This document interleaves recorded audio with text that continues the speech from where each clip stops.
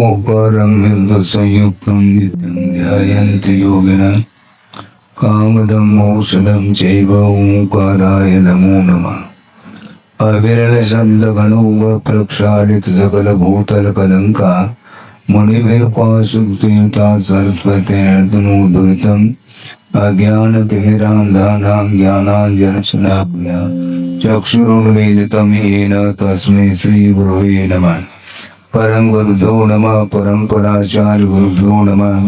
सकल कलुषविध्वंसकं श्रेयसां परिवर्धकं धर्म संबंधकं भव्य जीव मन प्रतिबोधकारकमिदं शास्त्रं श्री कार्तिकेयन प्रेक्षा नामधेयमः।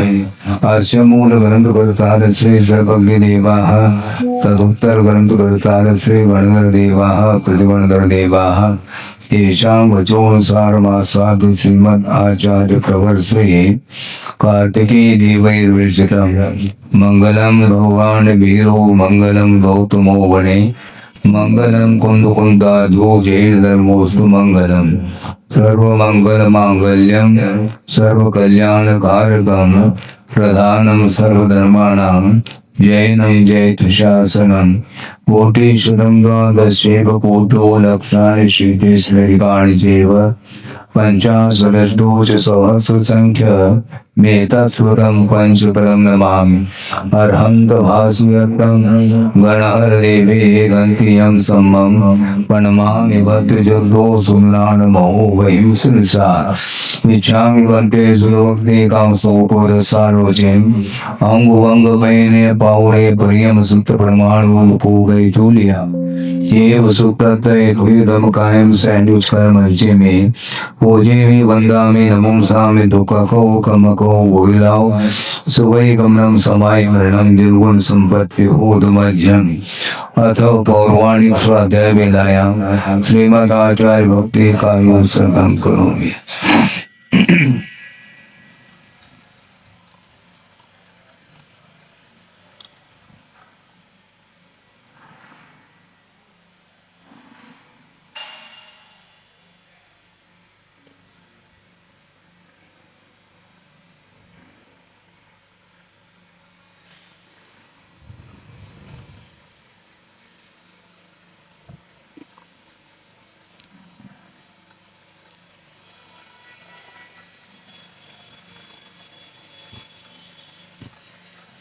शुद्ध जल दीपारेभ्यः स्वपरमत विभावना पुरुमतेभ्यः सुचरित तपोनिधिभ्यो नमो गुरुभ्यो गुरुभ्यः।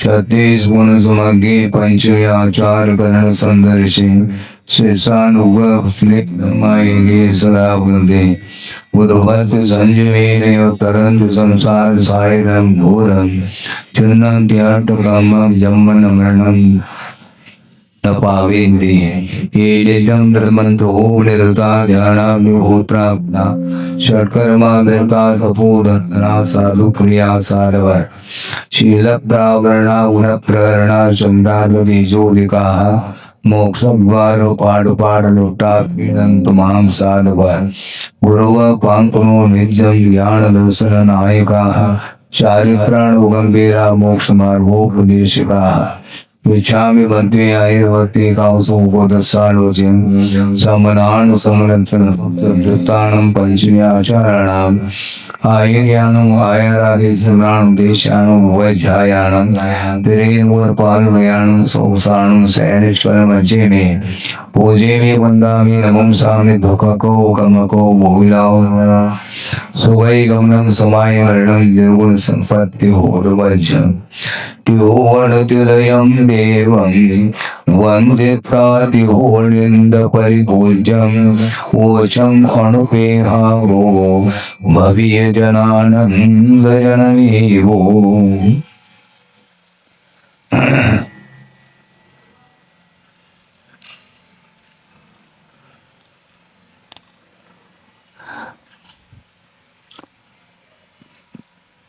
कल एक विषय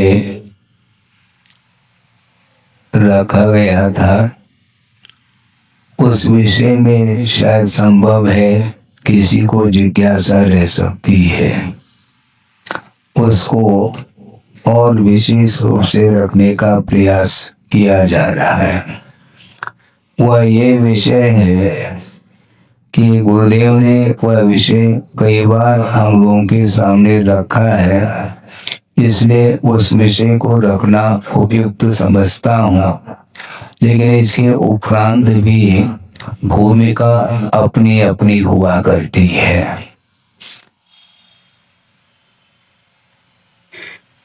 परिचय जय को लेकर के विषय आता है, क्योंकि संवर के कारणों में परिचय विषय को भी एक साधन के रूप में स्वीकारा है आगम ग्रंथों में।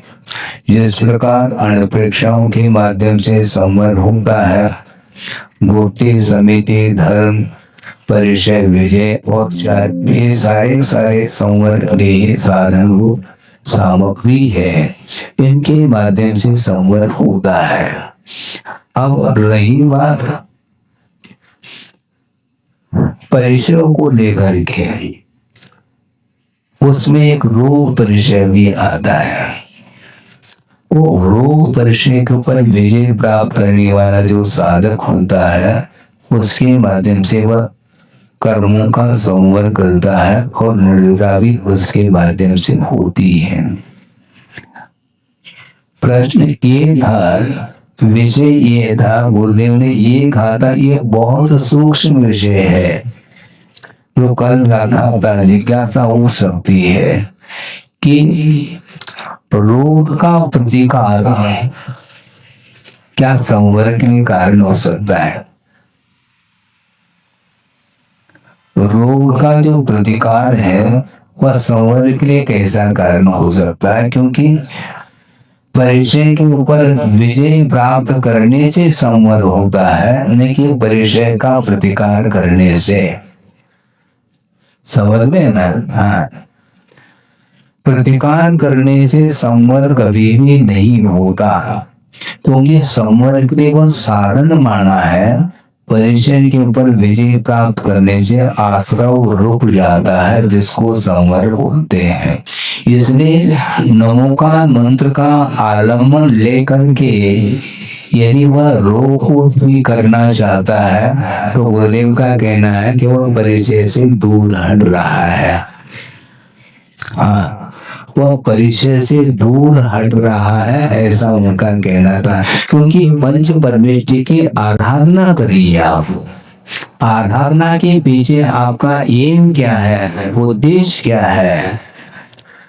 तद्गुण लब्धये, ये उद्देश्य माना जाता है।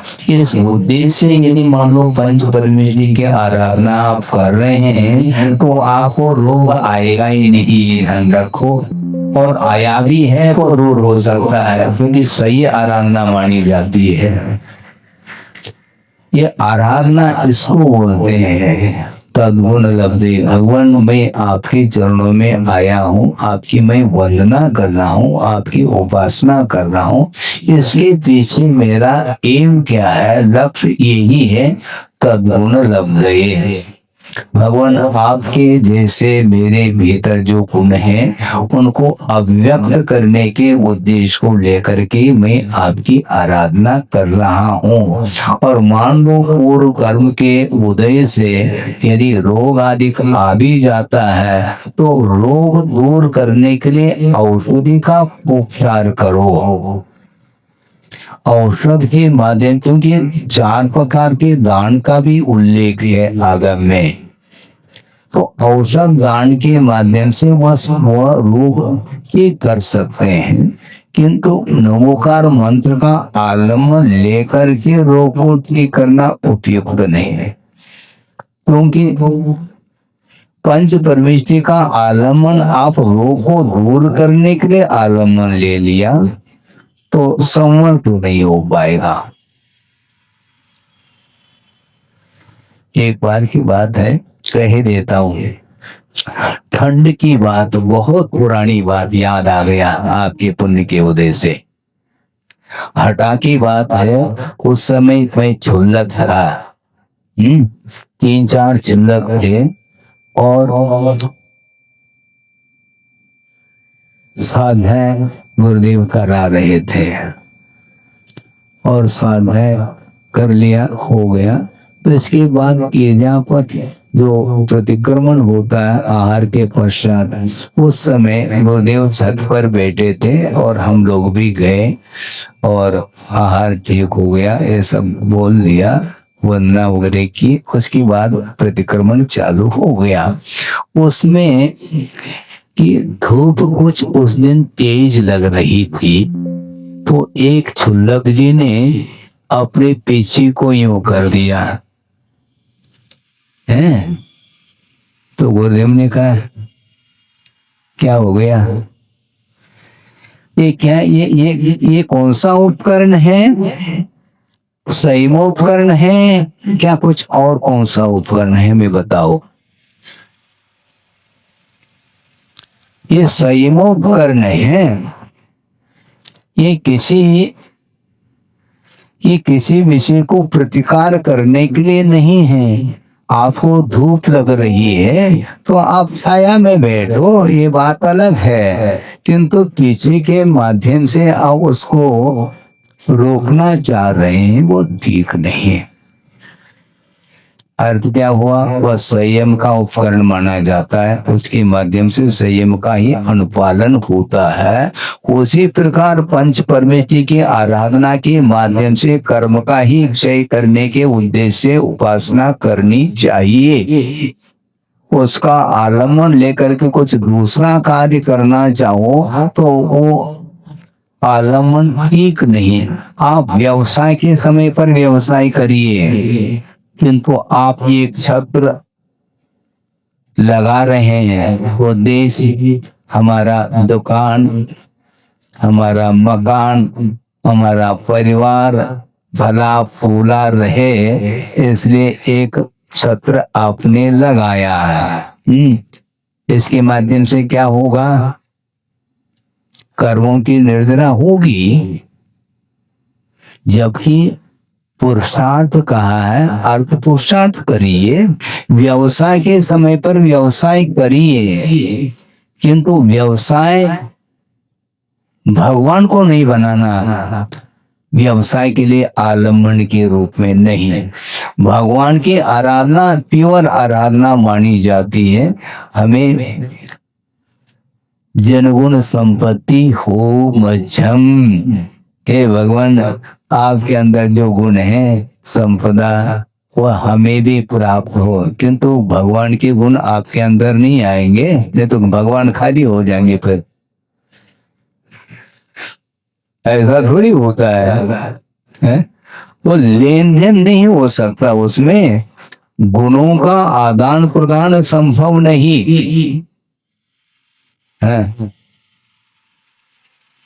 आप आहार दे दो और हम अपने अंदर से गुण आपको बदले में दे दें, ऐसा कुछ होता है क्या? नहीं हो सकता। गुणों का तादात्म्य संबंध होता है गुणी के साथ। गुण और गुणी का जो संबंध है वह उसका पृथक अस्तित्व संभव ही नहीं।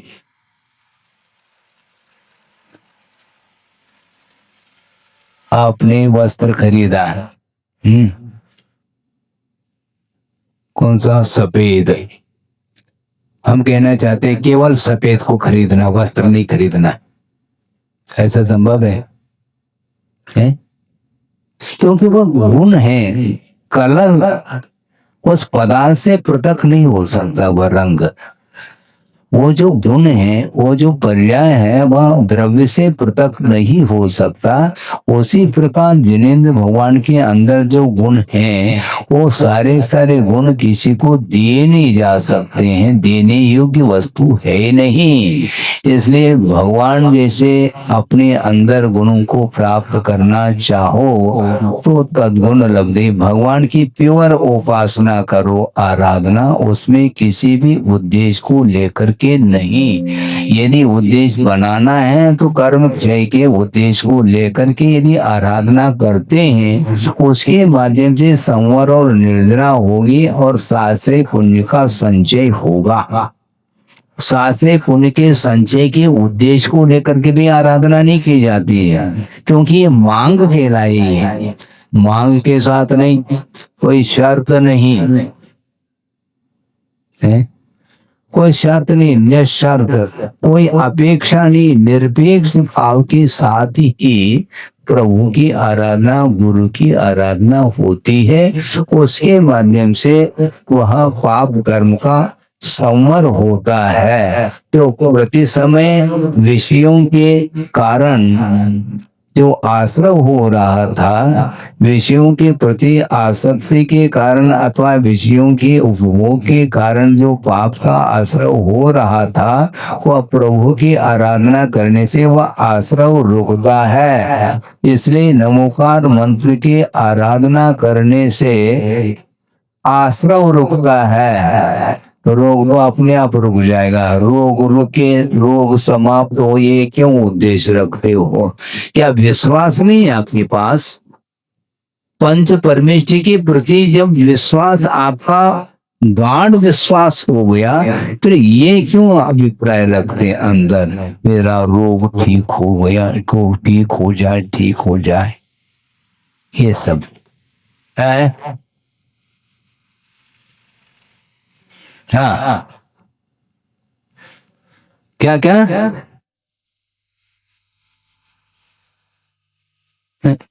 शक्ति क्या है उसको? एक मिनट, मूल ये है कि वस्तुतः आप रोग का प्रतिकार करना चाह रहे हैं, क्या कुछ और करना चाह रहे हैं? दुख का प्रतिकार भी प्रावधान माना जाता है। आप लिखे रखिए, आप रोग ठीक हो जाए, ठीक हो जाए, ये भाव है, इसी का नाम आराधना है। और उसको दूर करने के लिए पंच परमेष्टि की आराधना कर रहे हैं। आप पंच परमेष्टि की आराधना प्योर करिएगा और बाद में यदि मान लो उपचार के दृष्टि से औषध उपचार कर लो, इसमें कोई बाधा थोड़ी है।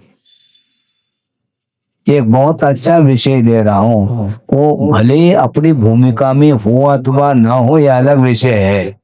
विषय ये दे रहा हूं मैं, बहुत सारी रीतियां होती हैं जो कि तप की विशुद्धि के कारण ही रिद्धियां प्राप्त होती हैं। उसमें एक औषध रीति ही।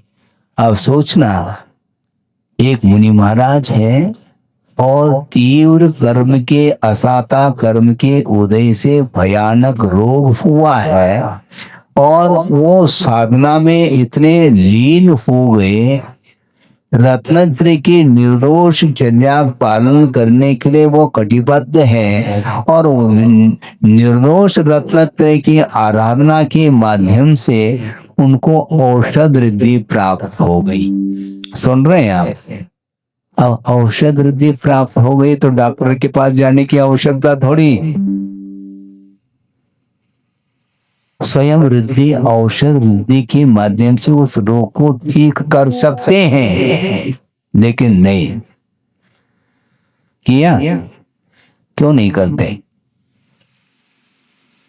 क्योंकि परिचय विजय प्राप्त करना है, आपकी भूमिका नहीं है। तो इसलिए आप दवाई आदि के माध्यम से उसको रोग को दूर कर लो, इसमें कोई बाधा नहीं है। जैसे भूख लगा आती है तो खुदा के शमन के लिए आहार लिया जाता है, तो आहार लेना भी धर्म ध्यान सिद्ध हो जाएगा। है? ऐसा करो ना कि सुबह को मिटाने के लिए पंच परमेष्टि का जाप करो। हाँ, ये नहीं होता। रोग को दूर करने के लिए तो पंच परमेष्टि की आराधना और आहार शुदा मिट जाए, इसलिए आप नमोकार मंत्र का जाप करो, फिर आहार के लिए नहीं उठना है।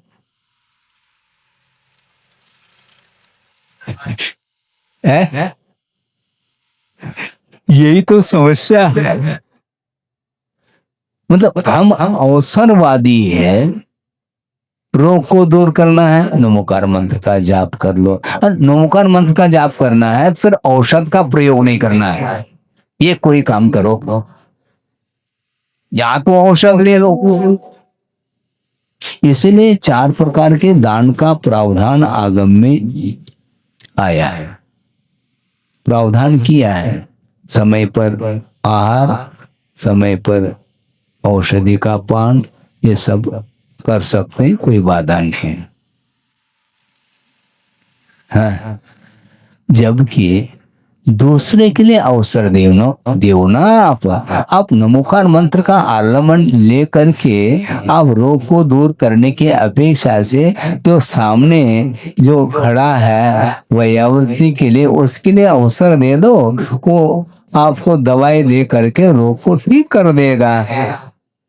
है वस्तुतः यही होना चाहिए, क्योंकि प्रतिकार का भाव मन में आता है तो वह परिचय विजय नहीं माना जाता है। और आगम में ये लिखा है कि परिचय विजय भी संवर के लिए कारण है। तो आप संवर करना चाहते हैं, क्या रोग को दूर करना चाहते हैं? रोग को दूर करने की भावना आ गई तो विजय संभव नहीं, और विजय नहीं होगा तो आश्रय रुकने वाला नहीं। तुम्हारा हमारी भूमिका है, आपकी भूमिका है, आप भूमिका के अनुरूप करो, किंतु वस्तुतः है क्या इसमें तथ्य? क्योंकि वो इसलिए गुरुदेव कहते हैं कि अपना अनुभव मत बताओ, आगम दिखाओ। तो हम आगम को दिखा रहे हैं। हाँ, आगम में यही लिखा है। हाँ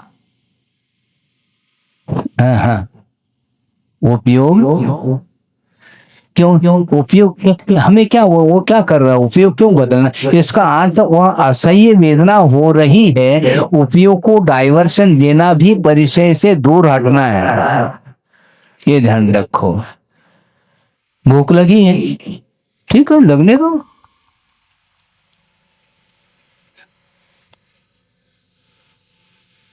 हाँ हाँ, बहुत बढ़िया। हाँ हाँ हाँ, ठीक है ना। फिर स्वाध्याय भी आवश्यक नहीं, क्योंकि मूल गुण नहीं है ये उत्तर गुण है। ये ध्यान रखो। आप आए हैं, हमने देखा नहीं था। वो मूल गुण नहीं है, वो कंपल्सरी नहीं है। तो स्वाध्याय कंपल्सरी है क्या? बल्कि आचार्यों ने श्रवण के लिए स्वाध्याय को कंपल्सरी नहीं रखा। 28 मूल गुण के अंतर्गत 6 आवश्यकों का उल्लेख किया। उन 6 आवश्यकों में स्वाध्याय को गर्भित नहीं किया। गिन लो आवश्यक कौन कौन से होते हैं। हाँ,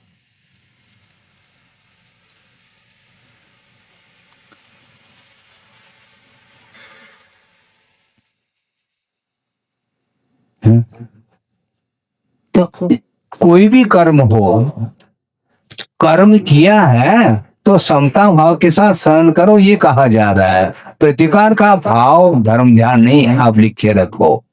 आपकी भूमिका नहीं है, मैं मान रहा हूं। आप अपनी भूमिका के अनुरूप करो, किंतु श्रद्धान क्या होना चाहिए? श्रद्धान में समझौता नहीं, कंप्रोमाइज नहीं, जो है उसको स्वीकार करो। प्रतिकार का भाव किसी में आगम में लिखा हो, मुझे ले आना कि प्रतिकार का भाव धर्म ध्यान है। कोई भी बोलो, अलग जी भी बोल सकते हैं, महाराज जी बोल सकते हैं, आप लोग भी बोल सकते हैं। प्रतिकार का भाव धर्म ध्यान है, ऐसा कहीं भी आगम में पढ़ने को मिला है क्या?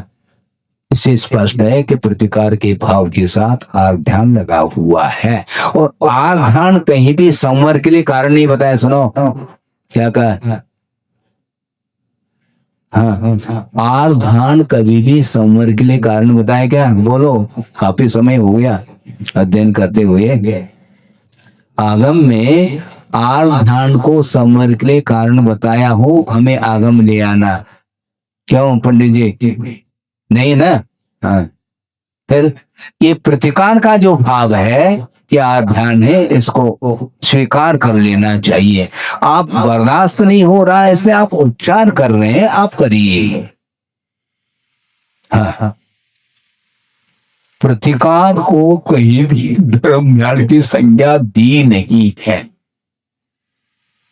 हाँ, जबकि आध्यान रोध ध्यान को संसार के लिए कारण बताया। परे मोक्ष हेतु पर अर्थात आगे के जो धर्म ध्यान और सुख ध्यान है ये मोक्ष के लिए हेतुभूत है। इससे पारिशेष न्याय से अपरे संसार से हेतु अन्य जो शेष ध्यान है, आर ध्यान, रोध ध्यान, ये संसार के लिए कारण है। तभी धर्म ध्यान और सुख ध्यान मुक्ति के लिए कारण। धर्म ध्यान को मुक्ति के लिए कारण कहा, न कि आर ध्यान और रोध ध्यान को। इसे स्पष्ट है प्रतिकार का भाव आया व आर ध्यान माना जाता है, उसके माध्यम से संवर नहीं हो सकता। ये लिख करके रखिए आप। प्रतिकार करने का भाव है तो आप नीचे आ रहे हैं, इसको स्वीकार कर लो ना। हाँ, इसमें क्या दिक्कत हो रही आपको? हम स्वयं स्वीकार करें, क्योंकि आध्यान की सीमा छठे गुण स्थान तक बताई है। प्रतिकार का भाव होता है, किंतु उस प्रतिकार के भाव के माध्यम से संवर होता है ऐसा कहीं भी नहीं लिखा। यदि उसके द्वारा संवर मानोगे तो एक ही भुक्ति क्यों? सुन रहे क्या नहीं है? यदि आहार लेने से धर्म ध्यान हो रहा है या आहार लेना ही धर्म ध्यान है तो एक बार क्यों? जितनी बार आप लेंगे उतनी बार धर्म ध्यान का अवसर मिलेगा आपको। फिर एक भक्ति है शर्त क्यों? हाँ। इसलिए प्रतिकार और ध्यान। हाँ। किसका प्रतिकार? दुख का प्रतिकार और ध्यान। और दुख को सहन करना संवर के लिए कारण परिचय विजय है और मजबूत हो रहा है ये विषय। हमें तो मजबूत है, आप लोगों को मजबूत। आप श्रद्धान का विषय तो कम से कम बनाओ। ये तो श्रद्धान भी यदि मानो कमी रहेगी तो फिर आपके कदम फिर बढ़ नहीं पाएंगे चारित्र की ओर।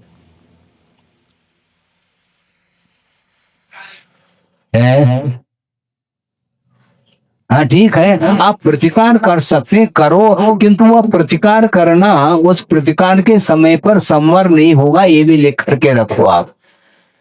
हाँ, एक बहुत अच्छा विषय दे रहा हूं, धर्म ध्यान के लिए आहार लेना और आहार लेना ही धर्म ध्यान कहना गलत बात। धर्म ध्यान के लिए हम आहार ले रहे हैं इतना क्षम्य है, किंतु आकर के प्रतिक्रमण क्यों करता है श्रमण?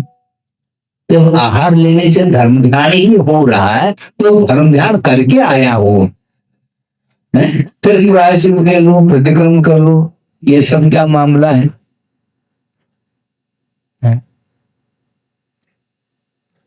इसको आचार्यों ने अपवाद कहा। ये बाईपास मेन लाइन नहीं है। ये प्रतिकार को ही आचार्यों ने कहा ये अवृत संयम है। आप सुन रहे हैं? अवृत संयम और उपेक्षा संयम दो प्रकार का संयम होता है। अवृत संयम में प्रतिकार होता है। समझने के लिए श्रवण की भूमिका में क्या होता है वो आपके सामने रख रहा हूं, आपकी क्या स्थिति है आप जानो। हाँ, श्रवण सामायिक करना चाहता है, लेकिन प्रतिकूल वातावरण है तो वह उस क्षेत्र को चेंज करता है। यहाँ पर बहुत ठंड लग रही है, यहाँ पर बहुत मच्छर है, सामायिक नहीं हो पाएगा, इसलिए वह स्थानांतरित हो जाता है। इसको कहते हैं अपहृत संयम। अपहृत संयम का अर्थ क्या? शाब्दिक अर्थ अपहृत संयम का अपहरण हुआ, ये ध्यान रखो पंडित जी। हाँ, एक उपेक्षा संयम है और एक अपहृत संयम है। अपहृत का अर्थ वह उसका परिहार कर रहा है, संयम उससे संयम का अपहरण हुआ है उतने क्षण के लिए, इसलिए वह अपवाद है, वह क्षम्य है। वहां जाकर के वह सामायिक करना चाहता है। सामायिक करने के लिए क्षेत्र को परिवर्तित किया है और अच्छे क्षेत्र पर जाकर के सो जाता है तो गया फिर पूरी तरह से सही हो गया उसका। वहां पर अनुकूल वातावरण में सोने के लिए थोड़ी जा रहा है वो, सामायिक के उद्देश्य से उस स्थान को चुना है। लेकिन आचार्य कहते हैं इस प्रकार तुम स्थान जो ढूंढ रहे हो यह भी आध्यात्मिक ही माना जाए। जब सामायिक करोगे तब धर्म ध्यान होगा। प्रतिकार का जो भाव, क्योंकि अनिष्ट का प्रतिकार होता है, ये ध्यान रखें। ये इष्ट का कभी प्रतिकार होगा नहीं, आने दो। इष्ट का कभी प्रतिकार होता है क्या? अनिष्ट का प्रतिकार। भोजन में सामग्री इष्ट नहीं है तो उसका प्रतिकार, और इष्ट है तो उसका ग्रहण। ये दोनों आध्यान है इधर। इष्ट का ग्रहण आध्यान, अनिष्ट का प्रतिकार आध्यान। इन दोनों से ऊपर उठना धर्म ध्यान। आपकी भूमिका आप जानो। श्रवण के लिए कहा जा रहा है, मतलब श्रवण भी आध्यान की भूमिका में आता है, और श्रावक को उसकी बात ही नहीं है। हाँ। इसीलिए नमोकार मंत्र के आराधना के माध्यम से वह जनगुण संपत्ति के लिए करता है, वह धर्म ध्यान के लिए वह कारण। यदि नमोकार मंत्र ये जो साधन है ये धर्म ध्यान का साधन है, न कि आध्यान का साधन। इसके द्वारा प्रतिकार संभव नहीं, न इसके द्वारा कोई ग्रहण भाव है। केवल जनगुण संपत्ति, और कोई संपत्ति नहीं, वह विपत्ति के लिए कारण है धर्म। आ रहा है क्या नहीं समझ में? अब तो क्लियर आ रहा है। अरे आपकी भूमिका नहीं है, मैं मानता हूं आपकी क्यों श्रवण की भी भूमिका नहीं है, इसलिए वह आहार लेने के लिए आ रहा है। और जो मान लो 1 महीने तक उपवास करके बैठे हैं तो उनके लिए, उनकी जो निर्जरा, उनके लिए जो संवर हो रहा है वह प्रतिदिन जो उठ रहा है उसके लिए संभव है क्या? आहार लेना धर्म ध्यान है तो करो ना। तो जो उपवास है 1 महीने से वह धर्म ध्यान नहीं कर रहा है, क्योंकि आहार के लिए नहीं उठ रहा है। वो आहार के लिए उठना धर्म ध्यान हो गया, तो 1 महीने के लिए धर्म ध्यान से वंचित है क्या वह श्रमण? आप कहना क्या चाहते हैं? ऐसा नहीं। प्रतिकार का भाव जो आया है वह अनिष्ट का प्रतिकार होता है, क्षुधा सह्य नहीं है।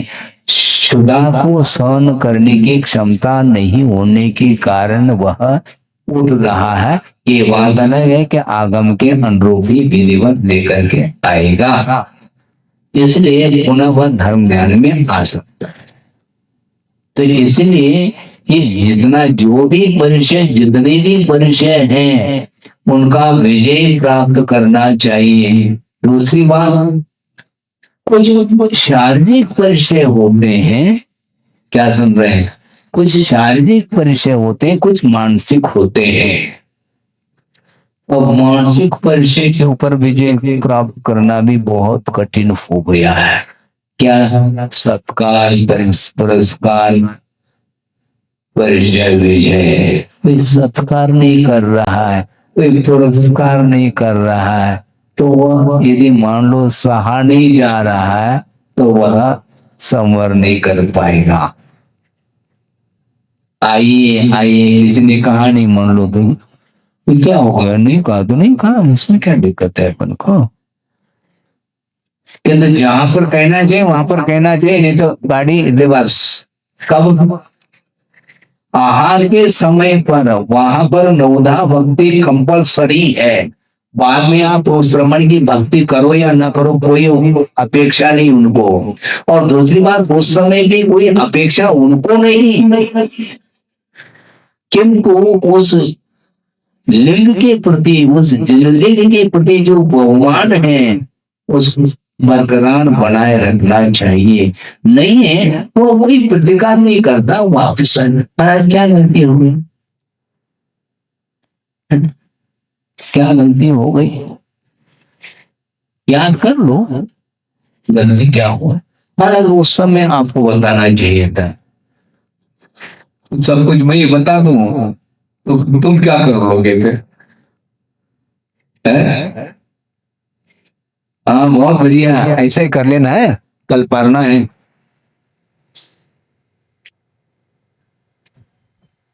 क्षमा की मूर्ति, क्षमा सागर, अब क्षमा के सागर, बहुत बढ़िया। ऐसा संभव नहीं है, बाद में भले ही बताना ये अलग वस्तु, उस समय हम बोल नहीं सकते।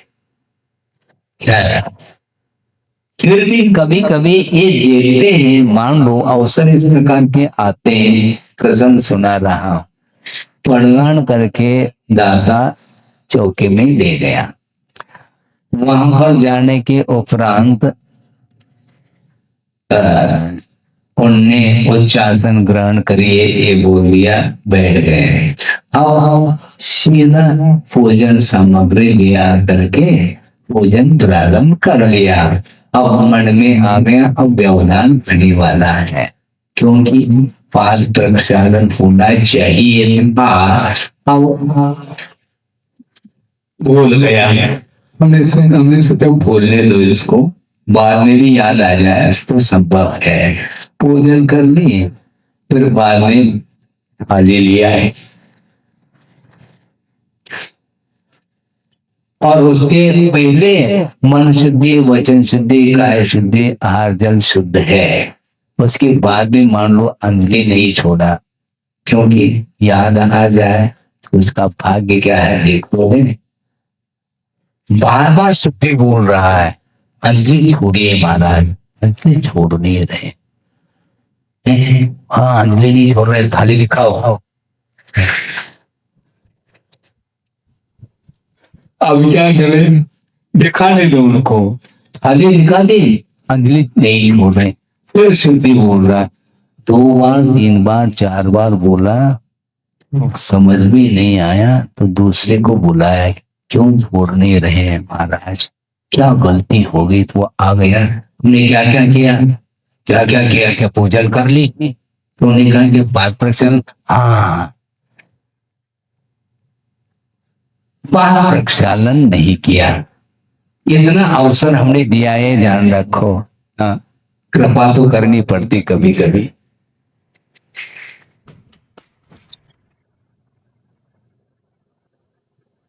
ये है स्थिति, अब होने दो, कोई बात नहीं, अच्छी सामग्री बनी है,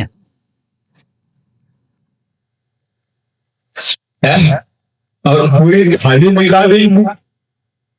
अब गाड़ी रिवर्स करना ठीक नहीं, करके आऊं तो अच्छा, बाद में हम एक क्लास ले लेंगे, ऐसा नहीं हो सकता। इसलिए आचार्य कहते हैं निरीह वृत्ति होती है साधक की, वहां पर मिले अथवा न मिले इससे कोई प्रयोजन नहीं, किंतु विधि में एक मान लो कमी है, उसको हम स्वीकार नहीं करेंगे। हाँ बाद में यहाँ आने के उपरांत मान लो वो समय पर आ नहीं रहा, समय पर वो आकर के वैसे ही बैठ गया, मान लो नमोस्तु तक नहीं किया, हमें कोई प्रयोजन नहीं है, वो समय प्रयोजन है। तो इसीलिए वस्तुतः ये जितने भी विषय हैं, इसको अपूर्व संयम बोला है, क्षेत्र से क्षेत्रांतर, क्योंकि वह क्षेत्र उसके लिए प्रशस्त महसूस नहीं हो रहा, इसका अर्थ प्रशस्त और अप्रशस्त का भेद उसके अंदर है, इसलिए धर्म ज्ञान नहीं हो सकता उतने काल में। तो यहाँ से दूसरी जगह पहुंच गए मंचन के कारण, वहां यहाँ से मंचर वहां उड़ करके आ गए। अब क्या करेंगे, दिन भर ऐसे ही कर लेंगे तो सामायिक समाप्त हो जाएगा, सामायिक का काल। रात में ऐसा हो रहा है मान लो तो क्या करेंगे, इसीलिए ये सहा नहीं जा रहा है, ये मैं मानता हूं, किंतु इसमें कमी तो है, मूल गुण नहीं है। आपने कहा था ठीक है, आप संवर करना चाहो क्या? नहीं, संवर यदि करना चाहते हैं अत्यधिक मात्रा में तो परिचय सहन करिए, ये उत्तर गुण माने जाते हैं। अब मान लो पहले 3 बार भोजन करते थे, अब एक ही बार भोजन मिल रहा है, और वो भी मन के अनुरूप मिले ना मिले, कुछ भी नहीं, पर्याप्त मिले ना मिले, एक बार भोजन करके आ गया, गर्मी के दिन है, आते आते पानी सूख गया,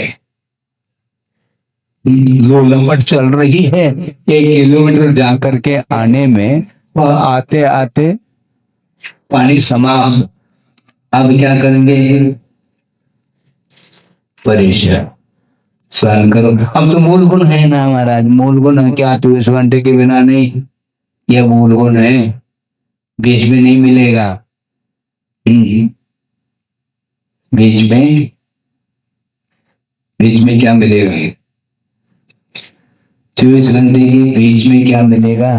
अब परिचय मिलेगा, उसको सहन करो। हाँ, क्या कह रहे हैं? वो उद्देश्य अलग है, क्योंकि आपकी भूमिका ही अलग है। जब श्रवण की भूमिका में भी ये दशा हो रही है, तो श्रावण की कथा क्या करें हम? वो कथनी है विषय है, वो कथा उसकी कर ही नहीं सकते हैं, क्योंकि उसका मन लगता ही बहुत जल्दी। इसलिए हमने ये कहा था शुरुआत में कि प्रतिकार इष्ट का नहीं होता, अनिष्ट का होता है, इसको लिख के रखो। प्रतिकार जो होता है वो अनिष्ट का होता है, यदि इष्ट का प्रतिकार कर लोगे तो धर्म ज्ञान हो जाएगा।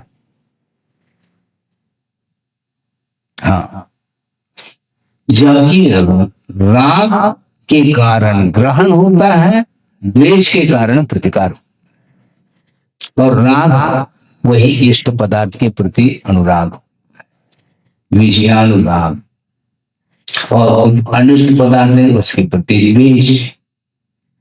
इसलिए राग द्वेष वर्जनानि पंच ये कहा है। मनोज्ञ और अमनोज्ञ वस्तुओं के समागम में राग और द्वेष नहीं करना, यह अपरिग्रह वृत्ति की रक्षा इसके द्वारा होती है, भावना मानी जाती है। 5 भावनाएं लिखी है क्या? नहीं। तो प्रतिकार का भाव जो आता है वह धर्म ज्ञान है क्या? नहीं। इसलिए आप प्रतिकार करना हो तो प्रतिकार के लिए जो साधन है उन साधनों के माध्यम से प्रतिकार करो, न कि पंच परमिष्टि के आलम्बन से। ये कहा जा रहा, क्योंकि पंच परमिष्टि के आराधना के माध्यम से आश्रव नहीं होता, संवर और निर्जरा। संवर और निर्जरा के लिए कारण है पंच परमिष्टि धर्म ध्यान की सामग्री है क्या? ध्यान की, धर्म ध्यान की। इस धर्म ध्यान की सामग्री को सुरक्षित रखो। आप ध्यान की सामग्री नहीं हो तो पीछे यूं जो रखी थी चिलक देने, वो देने का ये क्या किया तुमने? इसलिए दिया क्या? संयमोपकरण के लिए दिया है। आपको छाया में बैठना तो छाया में बैठो ना। इस उपकरण को, संयमोपकरण को प्रतिकार के लिए क्यों कर रहे हो? प्राणी संयम इसके द्वारा हो, और इंद्रिय संयम, उसको सहन करना हो तो सहन करो, नहीं है तो छाया में बैठो। ये कहा था, अभी भी मुझे याद है, 40-45 साल पूर्व की बात है, सन 76-77 में जब छुलक अवस्था में था, ऐलन भी नहीं बनाता, हता की बात है। छत पर बैठे थे आचार्य महाराज और हम लोगों को पढ़ा रहे थे। अभी भी याद है, और आप लोग भूल जाते हैं, कल का प्रवचन आज भूल गए तो आज का कल भूल जाएंगे, क्योंकि महाराज तो बैठे हैं, दिवाली तक हटने वाले थोड़ी है। तो ये होता है, तो इसीलिए ये बहुत कठिन काम है। इसलिए अनित्य भावना का विषय चल रहा है थोड़ा सा है क्या। फिर क्या करना बता दिया गुरुदेव ने, है पीछे इसलिए दिए है क्या है?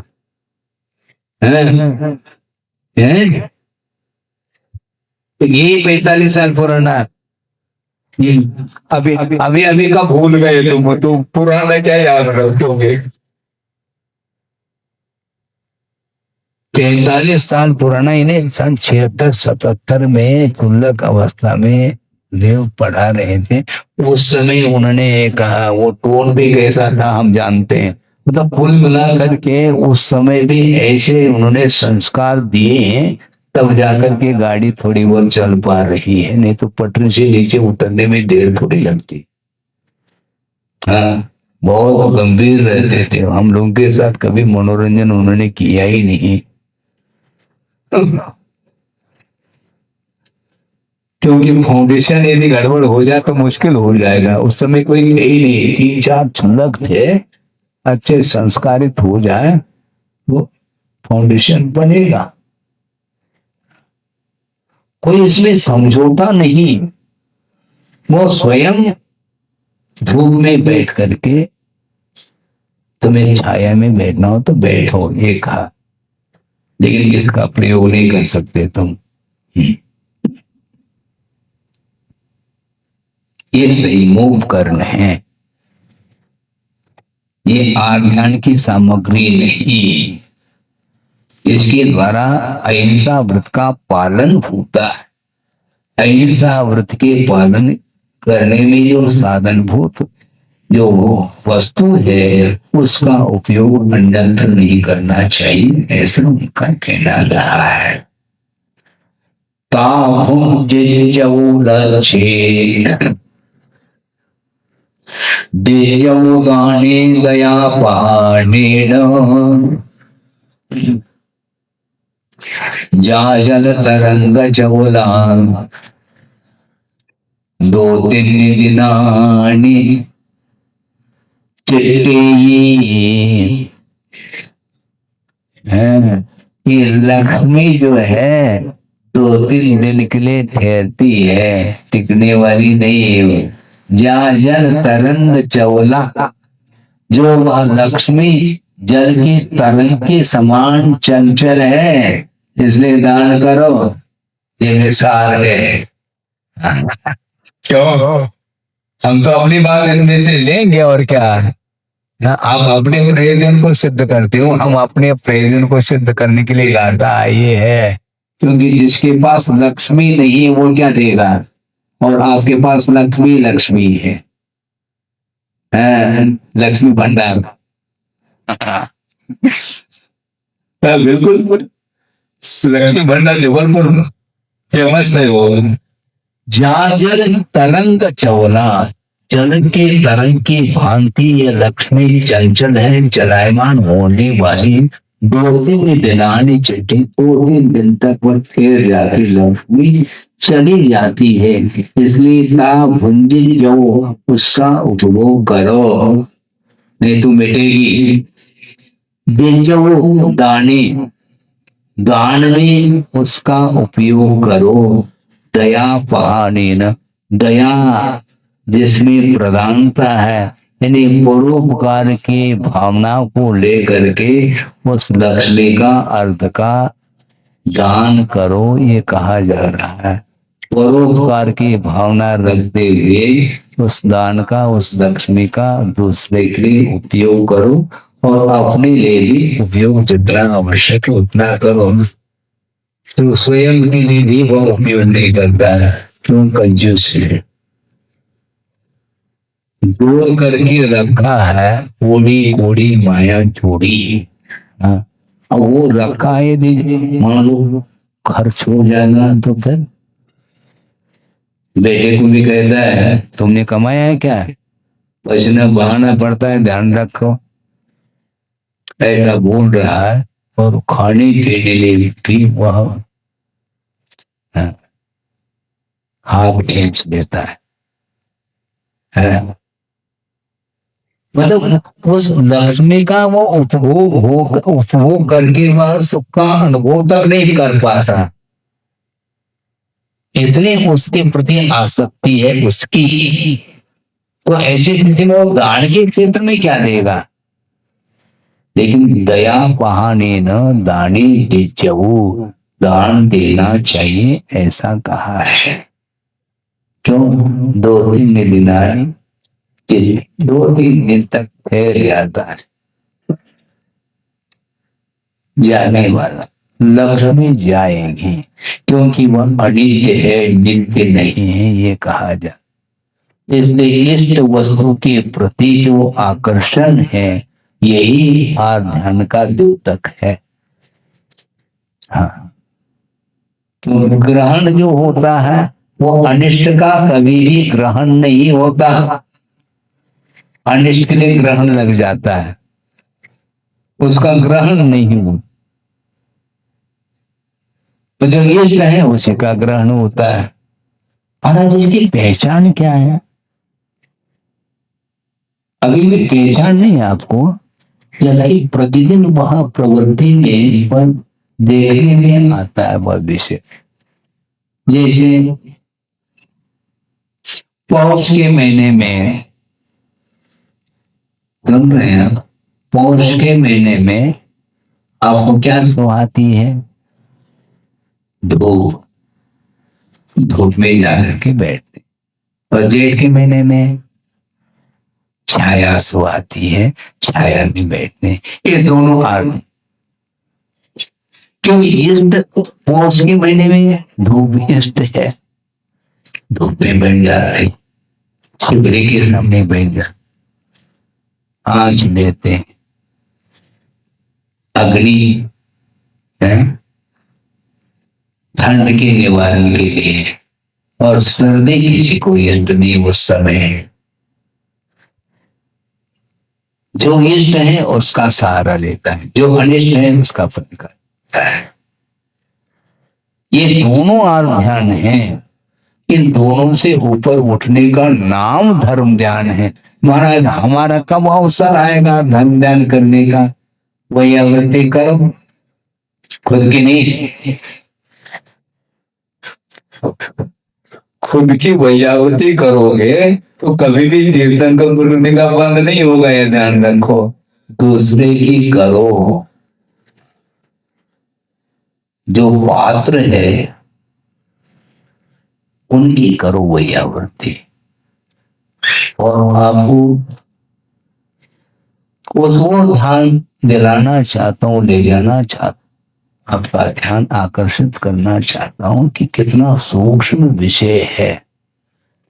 गुरुदेव ने भी वैयावृत्ति की है। हाँ, कैसे महाराज, किसकी किसकी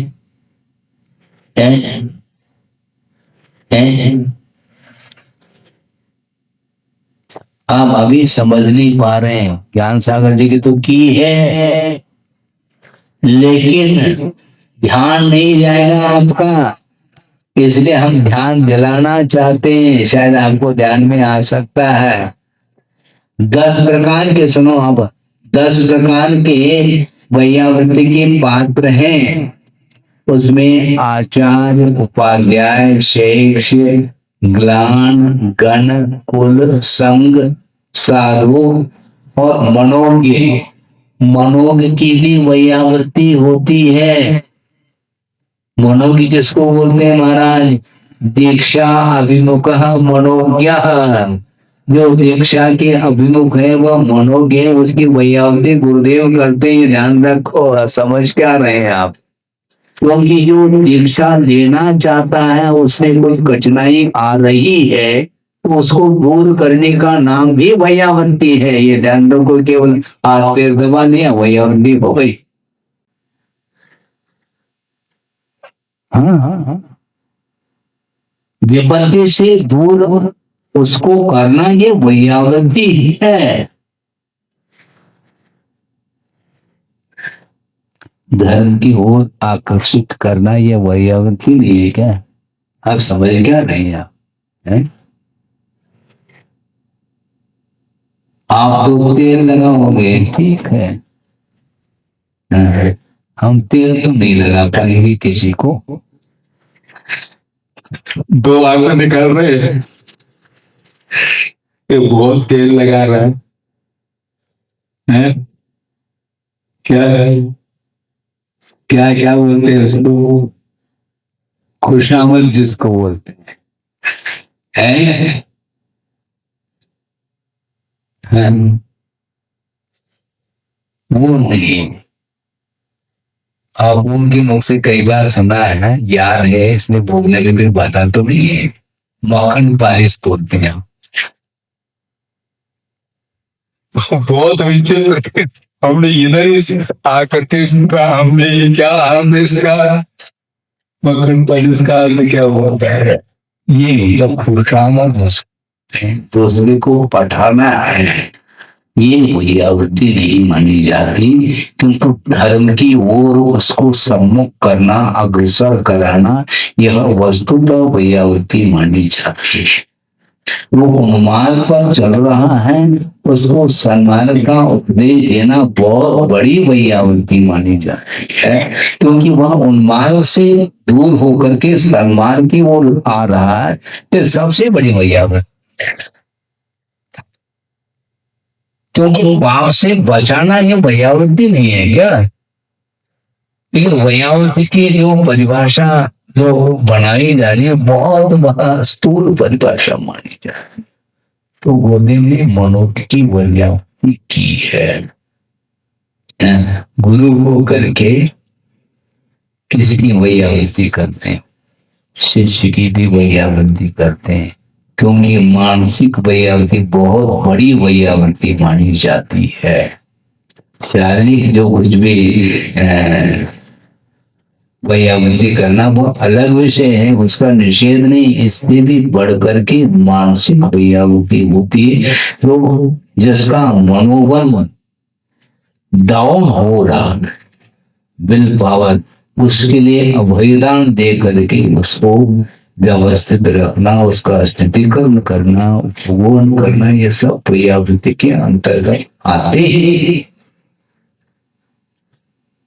तो इसीलिए हम ये कहना चाह रहे हैं कि परोपकार की भावना के साथ दान देना चाहिए, क्योंकि इस प्रकार, क्योंकि वस्तु के स्वरूप को हम समझेंगे तभी इस प्रकार जो है हमारा उपयोग उस ओर जाएगा और आश्रव रोक सकता है, क्योंकि यह भी संवर के लिए कारण, क्योंकि अनित्य अनुप्रेक्षा का विषय चल रहा है, इसके माध्यम से आश्रव का निरोध होता है। ऐसा बहुत कुछ विषय और भी रह सकता है, किंतु समय हो रहा है। मैं इतना ही कहना चाहता हूँ, यह जो धन के प्रति जो लालसा है उसको कम करिए, और उसको धार्मिक क्षेत्र में उसका उपयोग यदि करते हैं तो धर्म ध्यान करने के लिए एक महान जनालय का निर्माण करने का आप जा रहे हैं। बहुत सारे लोगों की वैयावृत्ति आपके थ्रू हो रही है, ध्यान रखो, क्योंकि भविष्य में जो भी आएंगे भव्य जीव और इस जिनालय का दर्शन करेंगे तो उनका आश्रय भी रुकने वाला है आपके माध्यम से। रुकता क्या नहीं? क्योंकि धर्म ध्यान के लिए एक साधन है, जिनालय, चैत्य और चैत्यालय, उसका निर्माण कर रहे हैं। ये तीर्थ का निर्माण किया जा रहा है, इसके आलम्बन से संसार का विच्छेद होता है। इस प्रकार के महान कार्य आपके द्वारा हो रहा है, इसके माध्यम से आश्रव रुके बिना रह नहीं सकता। संवर ही संवर, आपकी भूमिका में ये संवर है। हमारी भूमिका अलग है, आपकी भूमिका अलग है। हम बना नहीं सकते हैं, जो बना रहा है उसके लिए आशीर्वाद दिया जा सकता है, उसका समर्थन किया जा सकता है, उसके लिए प्रोत्साहित किया जा सकता है। उसको प्रोत्साहित करने के लिए हमें 1 घंटा भी देना पड़े, हमें कोई बाधा नहीं है। ये घंटा क्यों? कभी भी आ जाओ, हम बैठे हैं। क्योंकि दुकानदार सोता नहीं है, जानता। दुकानदार ये सोएगा तो ग्राहक लौट जाएगा, इसलिए ग्राहक को लौटाना ही नहीं चाहते। ये ग्राहक आ गया तो उसको और ज्यादा मोटिवेट करते हैं ताकि बाहर प्रचार करे वो इस दुकान का, ताकि सारे जितने भी मोहल्ले के ग्राहक हैं वो सारे सभा भवन में आ जाए।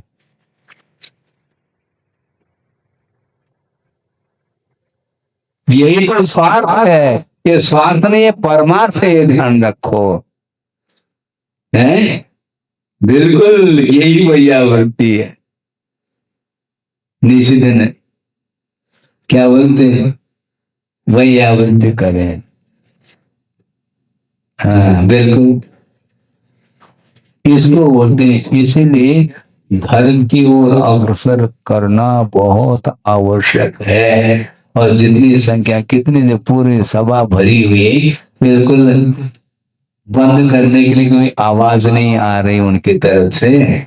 इतने लगन के साथ, आस्था के साथ बैठे हैं और शांति के साथ सुन रहे हैं। ये सारे संस्कार निरंतर आपके अंदर बने रहें, यह प्रभु से प्रार्थना है। उसके माध्यम से, इसके बिना धर्म टिकने वाला नहीं। पंचम काल के अंत तक मोक्ष मार्ग यह निरंतर बना रहेगा। धर्म ध्यान करने के लिए वातावरण बना रहेगा। इसलिए धर्म के अंत होने के पहले ही आप लोगों को चाहिए कि निरंतर इसमें भाग लेकर के संवर और निद्रा के लिए इसको साधन बनाना चाहिए। और जिसके पास साधन नहीं है उसके लिए भी साधन बना करके दे देना चाहिए, और आप दे रहे हैं। जिन्होंने केवल आप स्वयं थोड़ी, केवल आपके लिए थोड़ी, वो पूरे विश्व के लिए है। निर्माण आपने किया, द्रव्य आपने लगाया, किंतु दूसरे का भाव बन रहा है। उसने द्रव्य नहीं लगाया, किंतु उसका भी दियो पुण्य का हृदय समझता हूँ कि आपके द्वारा निर्मित उस जिनालय में वह प्रवेश है, उसका पुण्य का उदय है। नहीं तो जिनालय थोड़ी मिलेंगे। घर घर जा करके आप करना चाहो, घर घर दुकान मिल सकते हैं, घर घर भगवान नहीं मिल सकते। इसलिए ये अनित्य भावना के विषय में जो जिज्ञासा रखी थी एक महाराज ने, उसको ही भूमिका के रूप में आपके सामने विषय रखा। निराकार सागर जी ने जिज्ञासा रखी थी कि महाराज आपने रोग को दूर करने के लिए नमोकार मंत्र का जो आलम्बन लिया, उसका आपने निषेध क्यों किया? निषेध नहीं किया। नमोकार मंत्र का आलम्बन हमेशा कर्म क्षय के लिए लिया जाता है, रोग आदि के प्रतिकार के लिए नहीं लिया जा सकता। जिसकी भूमिका है वह अलग विषय है, किंतु श्रवण की भूमिका में हमेशा वह प्रभु की आराधना कर्म क्षय के लिए करता रहता है। करे इतना ही पर्याप्त है। बोधि समाधि परिणाम शुद्धि स्वात्मोपलब्धि शिवशोक सिद्धि चिंतामणिम चिंतित वस्तुदाने त्वामंद मानस्य ममास परम पूजाचार्य से विकास